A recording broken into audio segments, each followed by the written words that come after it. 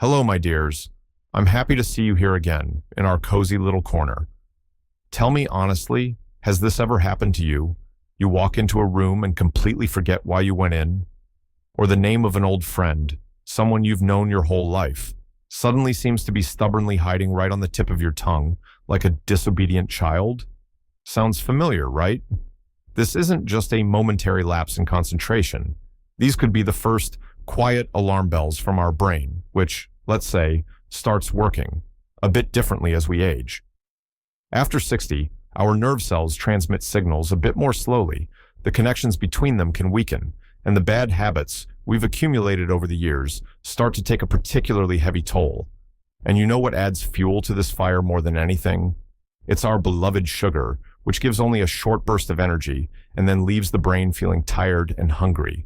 Like after a roller coaster ride, first a sharp climb, then an even sharper drop. And of course, a lack of movement. It's like cutting off the oxygen supply to our thoughts, making them sluggish and unwieldy, like a car stuck in the mud. But I'm not here to scare you. Quite the opposite. I want to reassure you. If you recognize these signs and start taking action, even with the simplest, most accessible steps, you will feel significantly better. Mental clarity will return, your energy will increase, and your mood will become more stable and brighter. I promise, no complicated diets or exhausting workouts, just clear and easy to follow advice. Stay with me until the end, and you'll learn how to help your brain stay sharp and active for years to come. 2. Take, for example, a situation familiar to many, when the word you need just won't come. Remember that feeling? It's right there, about to slip off your tongue. You can almost feel it, but it slips away like a soap bubble. You start describing the object or phenomenon in roundabout ways, feeling awkward and irritated. It's on the tip of my tongue, we say. Why does this happen? Our brain is a huge library, and with age, the cataloging system can get a bit disrupted. The pathways to the words we need become like overgrown paths that are harder to navigate quickly. I want to tell you the story of Margaret. She's 72. Margaret is the life of the party, loves to chat and tell stories. But over the past couple of years, she started noticing that she would increasingly freeze mid-conversation, trying to recall a simple word, the name of a flower, an actor's name, even the neighbor's dog's name. At first, she laughed it off, saying, "Oh, my sieve-like brain." But inside, anxiety and shame were growing. She started avoiding long conversations, afraid of stumbling again.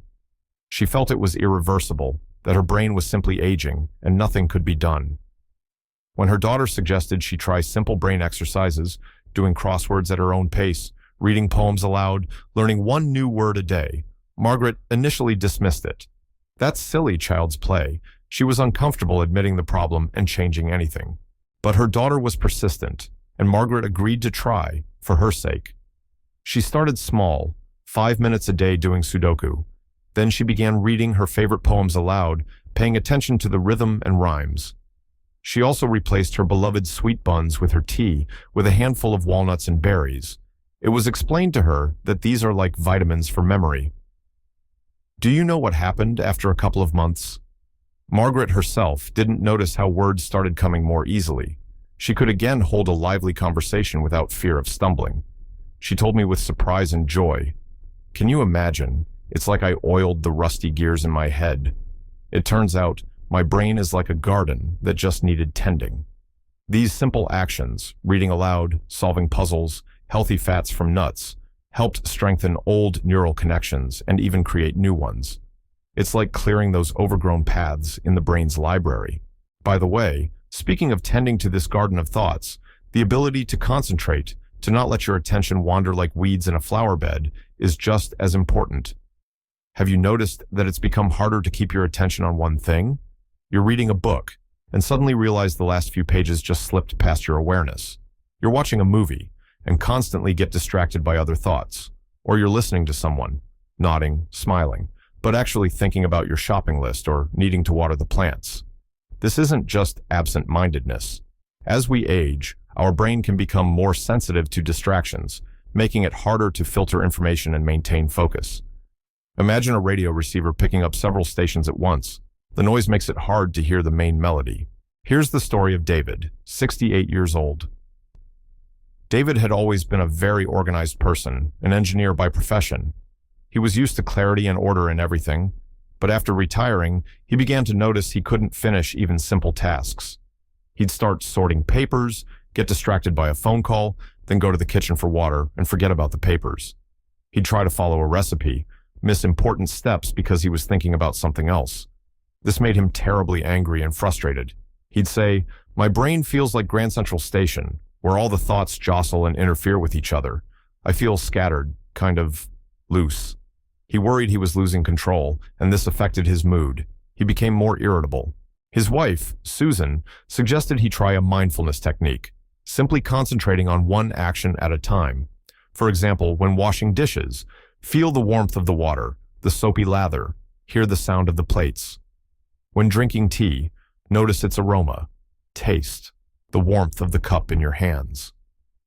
David initially scoffed. "What is this? Some kind of esoteric stuff?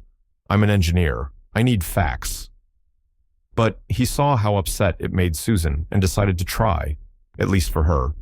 He started small, 5 minutes a day, just sitting and observing his breath. Then he began applying this principle to everyday tasks. And, gradually something changed. He started noticing that when he was fully immersed in one task, his thoughts really did stop racing. He was able to finish reading a book without getting distracted. Cooking dinner became enjoyable again, not irritating. He explained it like this. It's like tuning that radio receiver to one station. The noise fades and you hear the music. Physiologically, the practice of mindfulness helps strengthen the prefrontal cortex, the area of the brain responsible for attention and concentration. It's like training the focus muscle. If you're still watching this video and finding the information useful, write the number 2 in the comments or something nice if what I'm talking about is helpful to you, so I know you're here. And if you haven't subscribed yet, now is the perfect time. Subscribe and click the bell icon so you don't miss any new videos. All right, let's move on. And this absent-mindedness, the inability to maintain attention that David talked about, often leads to another familiar problem. Constantly looking for things. Keys, glasses, phone, wallet. You just had them in your hands. And now you can't remember where you put them. You have to agree, this can be incredibly frustrating and waste precious time. Of course, this happens at any age, but if it's happening more often and starting to interfere with daily life, it's worth thinking about. It might be related to working memory, the part of the brain that holds information here and now, starting to work less effectively. It has a harder time registering and retaining momentary actions, especially if we do them automatically. Remember Arthur, he's 75. Arthur is a creature of habit, but lately, his habits started failing him. Searching for his keys before leaving the house turned into a daily ritual filled with stress and self-reproach. How can I be so scatterbrained? Old fool. He could spend half an hour looking for his glasses, which were sitting on his head, or his phone, which was in his robe pocket. His wife, Emily, initially joked about it, but then started to worry. Arthur, however, got angry both at himself and at her, feeling helpless. He'd say, "It feels like someone in my head erases the last 5 minutes. I just don't remember where I put the thing, even though I just did it." He was afraid it was the beginning of something serious, and this fear made him even more tense and forgetful. Emily read somewhere a simple tip: create permanent places for important items. She suggested Arthur hang a nice key hook by the front door, put a special stand for his glasses on the bedside table, and always put his phone to charge in the same spot in the kitchen. Arthur grumbled at first. "Why do I need these crutches? Have I completely lost my mind?" It felt humiliating to admit he needed such a system, but Emily gently insisted. And after a week or two, Arthur was surprised to find that the morning key hunts had stopped. He started automatically putting things in their places. This simple change removed a huge amount of daily stress. He even joked, Emily, it's like creating cozy little homes for things where they always return." Physiologically, creating such routines and anchors helps unload working memory. The brain doesn't need to remember a new place every time. It uses an already established path. It's like autopilot for everyday trifles. When even such simple automatic actions start to fail and cause stress, like with Arthur, it's no wonder that more complex tasks requiring planning and organization can seem overwhelming. Have you noticed that planning a trip to visit the kids, sorting out new utility bills, or even deciding what to cook for dinner, suddenly starts causing difficulties, a feeling of confusion, uncertainty, a desire to postpone the task arises. This isn't laziness. With age, the brain's executive functions, those responsible for planning, organizing, decision-making, and problem-solving, can weaken. It becomes harder for the brain to process a lot of information simultaneously and build logical chains. It's like trying to assemble a complex puzzle when some pieces are missing or don't fit together. Listen to the story of Eleonora, 69 years old. Eleonora had always been an excellent hostess and organizer. Family holidays, trips, even renovations, she handled it all brilliantly. But lately, she started feeling completely overwhelmed at the thought of any planning. Her grandson's birthday was approaching, and a party needed organizing, but Eleonora simply didn't know where to start. The guest list, menu, gifts, it all seemed like a huge, insurmountable mountain. She sat with her notebook, but couldn't write a single line. "My head is mush," she complained to a friend. "Before, I would have planned everything in an hour, but now I look at it and just feel helpless. I feel stupid and useless." She was very worried about letting her family down, and this guilt only worsened her condition. Her friend advised her not to try to tackle everything at once, but to break the big task down into small, manageable steps. For example, today, make the guest list. Tomorrow, think about the menu. The day after, look for recipes, and be sure to praise herself for each completed item. Eleonora was skeptical. That's obvious, but even that seems hard.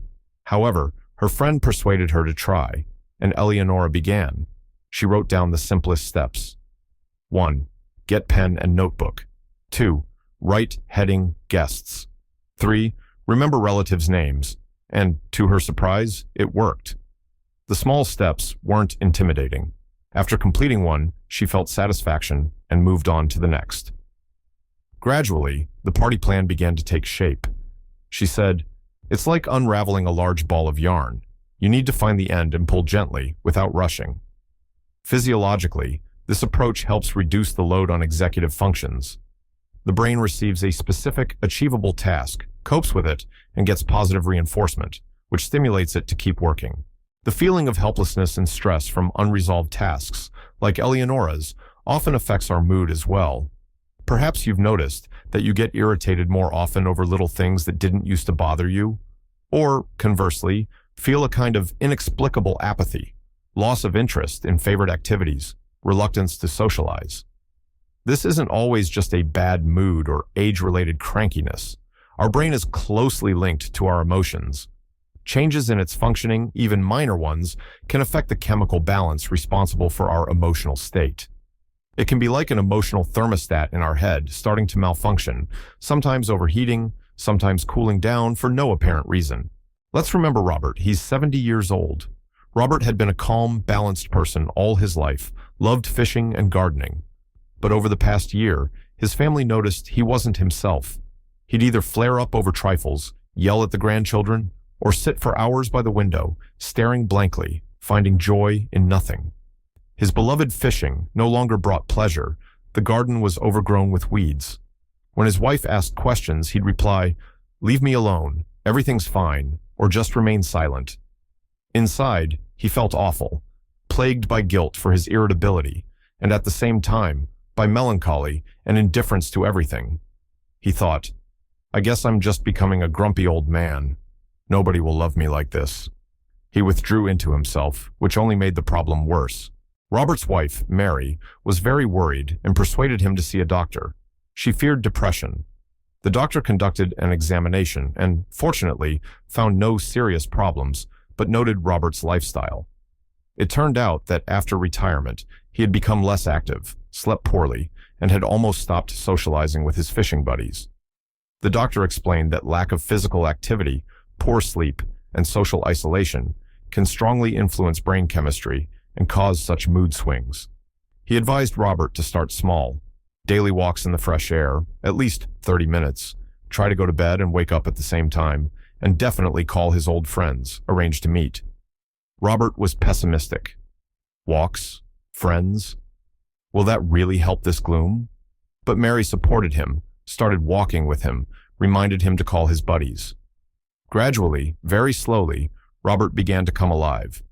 The walks provided light physical activity and fresh air, and socializing with friends distracted him from dark thoughts. He started smiling again, got irritated less often. He said, "You know, Mary, it's like the sun came out from behind the clouds again. I never thought such simple things could help so much." Physiologically, movement stimulates the production of endorphins, happiness hormones, good sleep restores the brain, and social interaction maintains its activity and reduces stress levels. Sometimes it seems that not only our mood is letting us down, like Robert's, but also our very ability to learn new things isn't what it used to be. The thought arises, what's the point for me now? My brain isn't the same. This is a very common, but dangerous, misconception that we often tell ourselves. Mastering a smartphone, figuring out a new app, learning a few phrases in a foreign language, trying a new hobby, all this seems like an insurmountable task. But our brain has an amazing property, neuroplasticity, the ability to change and adapt at any age. However, if we stop training it, giving it new tasks, it really does start to get lazy, and the connections between neurons weaken. It's like a muscle that atrophies without exercise. Let me tell you about Susan, 74 years old, David's wife, remember? Her grandchildren gave her a tablet so she could video chat with them and look at photos. Susan was touched, but also frightened. She looked at the smooth screen as if it were an alien artifact. "Oh, kids, thank you, of course, but I don't understand any of this." "I'll probably break it," she said. She was convinced that learning technology at her age was impossible. She was used to a button phone and paper letters. The tablet lay in its box for several weeks. Susan felt awkward and a bit behind the times. It seemed like a wall of misunderstanding was growing between her and the younger generation. Her granddaughter, Emily, namesake of Arthur's wife, came for the weekend and very patiently, step by step, began showing her grandmother how to use the tablet. She didn't rush, explained everything in simple terms, wrote down instructions in large letters. Susan initially resisted, sighed, said she couldn't do it. But Emily was so kind and persistent that Susan felt ashamed to give up. She started trying, first just turning it on and off, then opening photos, then, miracle of miracles, she managed to video call her granddaughter. When she saw Emily's smiling face on the screen, her eyes lit up. It was a small victory, but it gave Susan confidence. She gradually began to master other functions, found recipes online, read news, played simple games. She told David, "Can you imagine? I thought my brain was like an old attic full of junk. But it turns out there's still room for new things. It's so wonderful to learn something again." Physiologically, the process of learning new things stimulates the growth of dendrites, the branches of nerve cells that form new connections. It literally rejuvenates the brain, making it more flexible and active. It's never too late to learn. So, we've looked at some signals our brain might be sending us, and the stories of people who encountered them. Perhaps you recognized yourself in some of these situations. Please, don't take this as a verdict. On the contrary, knowledge is power. Now you know what to pay attention to, and most importantly, you know that much can be changed for the better. Your age is not a hindrance, but an advantage. You have wisdom, life experience, and you, more than anyone, deserve to feel good, in body, soul, and of course, mind. Don't let fears or stereotypes, "old age is no joy," control your life. You have every right to a clear mind, good memory, and high spirits. Those simple steps we talked about today, a bit of mental gymnastics like Margaret, mindfulness like David, order for things like Arthur, the small steps method like Eleonora, movement and socializing like Robert, and the courage to learn new things like Susan. They really work. Start small, with what seems easiest and most enjoyable to you. Every small step is an investment in your health and longevity. Remember these stories. They could do it, so can you. Believe in yourself, in your strengths,